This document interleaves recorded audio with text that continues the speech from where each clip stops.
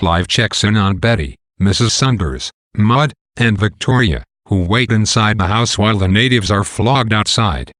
Clive leaves to supervise the flogging, and the women begin to discuss this treatment of the natives. Maud endorses the beatings, while Mrs. Saunders expresses some discontent. Betty acts flustered, not sure what to make of her husband's treatment of the natives. As the women continue to worry over what the local tribes might do next, Mrs. Saunders announces her intention to leave the estate. Edward comes into the house, tired of watching the flogging, and Mrs. Saunders exits to check on the men's activities. Maud cautions Betty to not behave as Mrs. Saunders does, encouraging her to remain subservient to Clive. Betty catches Edward playing with Victoria's doll, and lashes out at him. Betty takes the doll, slaps Edward, and breaks into tears. Ellen enters and, following Betty's lead, gives Edward another slap. Edward runs out of the room. Maud issues another slap, this one to Victoria's doll. Joshua comes in to check on the women and reports that the natives have had justice. Clive enters, followed by Edward, who apologizes to his father before Clive can learn of Edward's misbehavior from someone else. This apology makes Clive proud, and he suggests that they all go out onto the veranda. Clive pulls Betty back for a private moment as the others exit. Clive, for the first time exhibiting some despair, tells Betty of his troubles keeping the natives in check.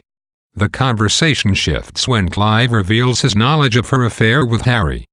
Clive resists blaming his wife directly, pointing to dark female lust as the culprit. Though his opinion of her has changed, he forgives her, and they leave for the veranda.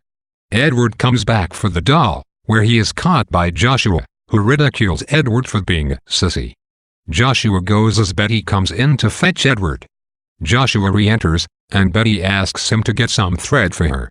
He refuses, again saying, "You've got legs under that skirt." Edward stands up for his mother, demanding that Joshua run the errand. Joshua obeys Edward and exits.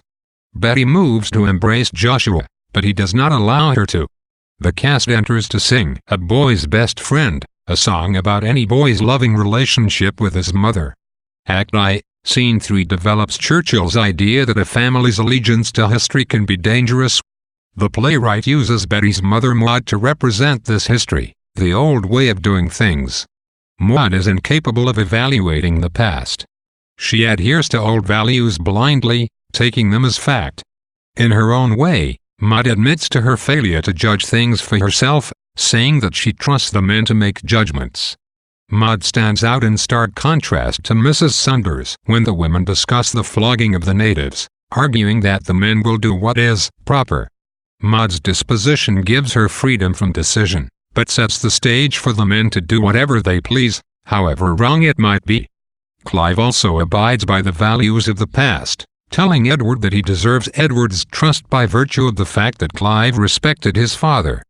Clive argues that tradition should determine his relationship to his son. Here, Churchill points out the silliness of Clive's argument that one should respect one's father just because that person is a father. She extends this criticism to the broader notion that blind respect for the father somehow translates into respect for God and country. Clive's assertion leaves Edward and the others, for that matter, no right to establish an identity apart from his family.